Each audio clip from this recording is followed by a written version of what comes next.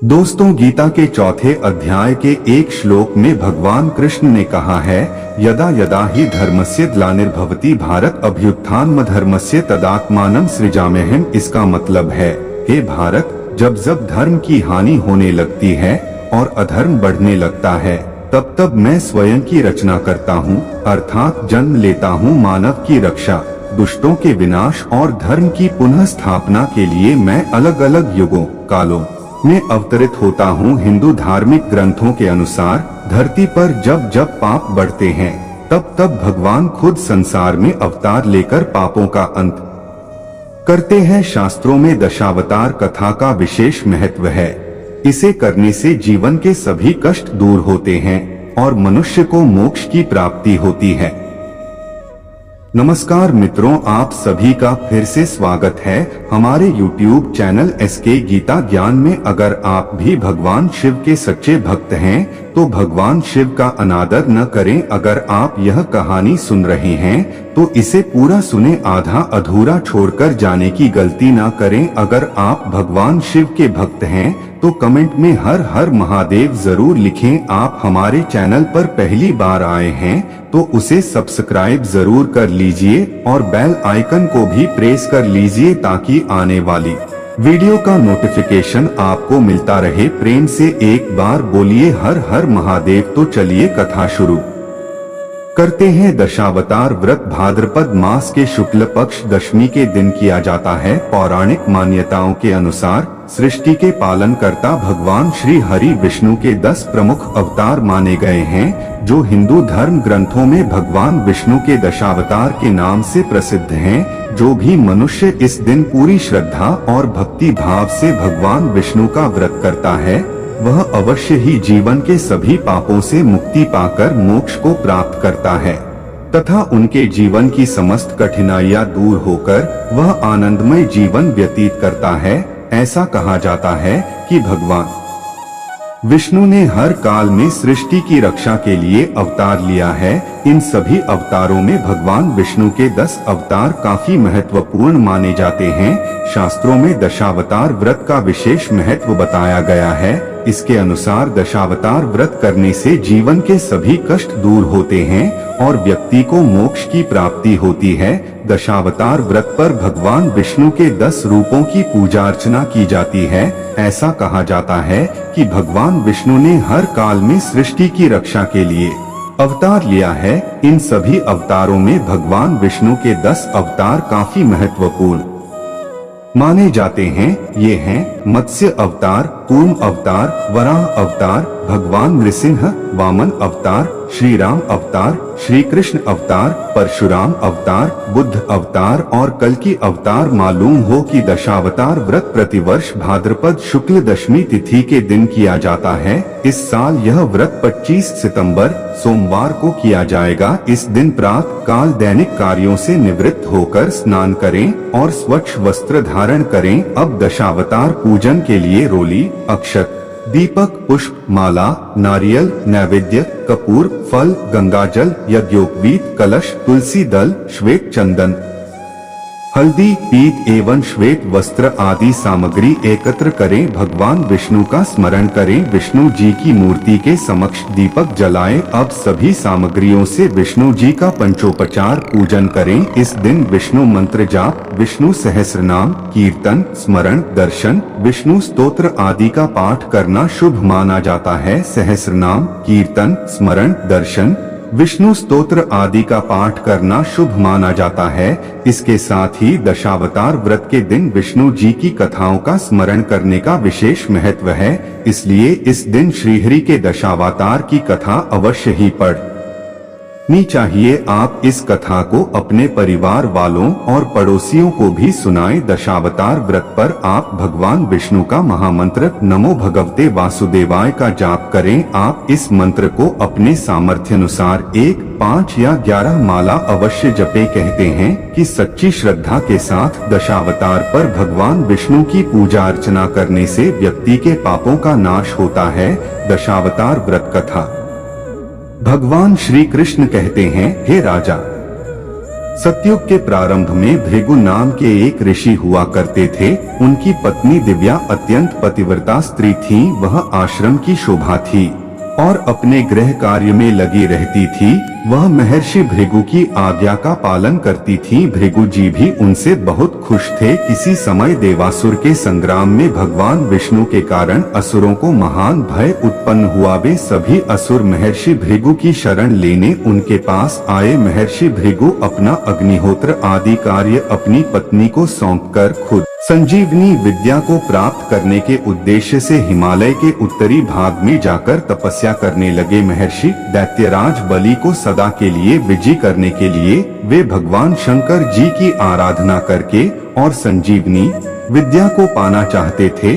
उसी समय गरुड़ पर सवार होकर भगवान विष्णु जी वहां उपस्थित हुए और दैत्यों का वध करने लगे। पल भर में ही उन्होंने दैत्यों का सर्वनाश कर दिया। यह देखकर भृगु जी की पत्नी दिव्या भगवान को श्राप देने के लिए तैयार हो गई। उनके मुख से श्राप के शब्द निकलने ही वाले थे कि भगवान विष्णु ने चक्र से उनका सिर काट दिया। तभी महर्षि भृगु भी संजीवनी विद्या को पाकर वहां आ पहुँचे। तभी उन्होंने देखा कि सभी दैत्य मारे जा चुके हैं और मेरी पत्नी भी मार दी गई है।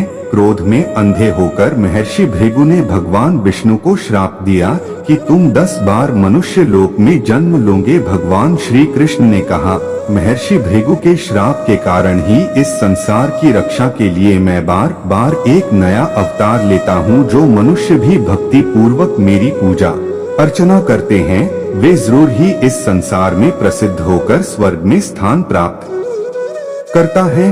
10 अवतारों को धारण करने वाले सर्वव्यापी संपूर्ण संसार के स्वामी हे विष्णु भगवान, मैं आपकी शरण में आया हूँ। हे देव, आप मुझ पर प्रसन्न हो। मैं आपकी भक्ति करता हूँ क्योंकि आप भक्ति द्वारा ही प्रसन्न होते हैं। मैंने खुद को आपको सौंप दिया है।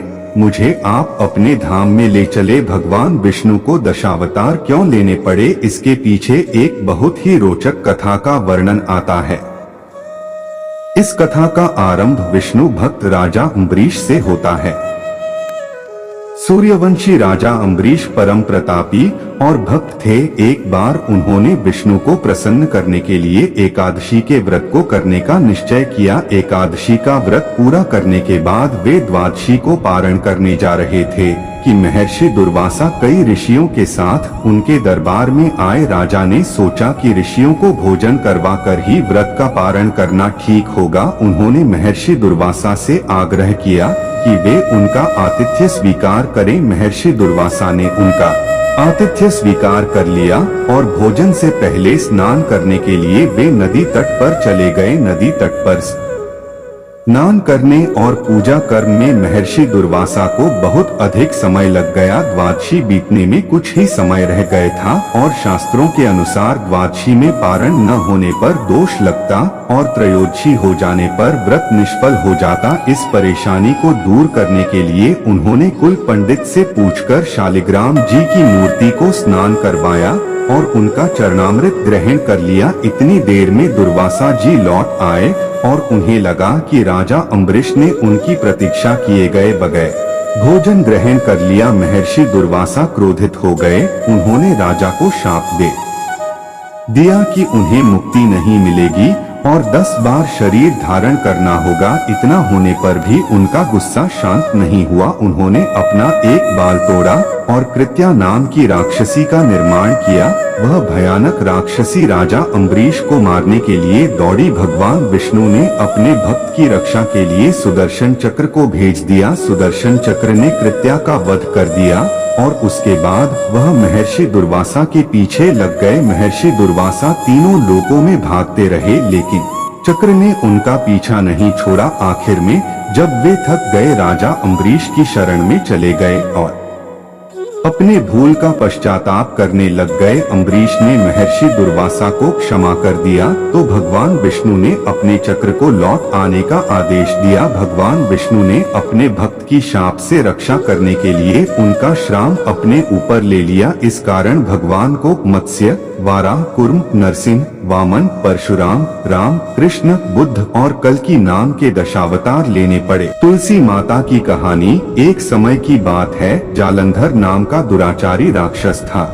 उसने चारों तरफ उत्पात मचा रखा था। उसकी पत्नी वृंदा बहुत धार्मिक थी। जालंधर की वीरता, उसकी पत्नी की धार्मिक प्रभाव से वह सभी जगह विजयी होता था। जालंधर के उत्पात से डरकर ऋषि एवं देवता भगवान विष्णु के पास पूछे तथा रक्षा करने की प्रार्थना करने लगे। उन सब की प्रार्थना सुनकर भगवान विष्णु सोच विचार करने लग गए कि फिर वृंदा का धर्म भंग करने का निर्णय किया। उन्होंने योग माया से एक मृत शरीर वृंदा के घर के आंगन में डलवा दिया। माया का पर्दा होने की वजह से वृंदा को वह मृत शरीर अपने पति का दिखाई दिया। अपने पति को मृत देख वह उस मृत शरीर पर गिरकर रोने लगी। उसी समय वह पर एक साधु उसके पास आए और कहने लगे, बेटी इतना विलाप मत करो, मैं मृत शरीर में जान डाल दूंगा। साधु ने मृत शरीर में जान डाल दी।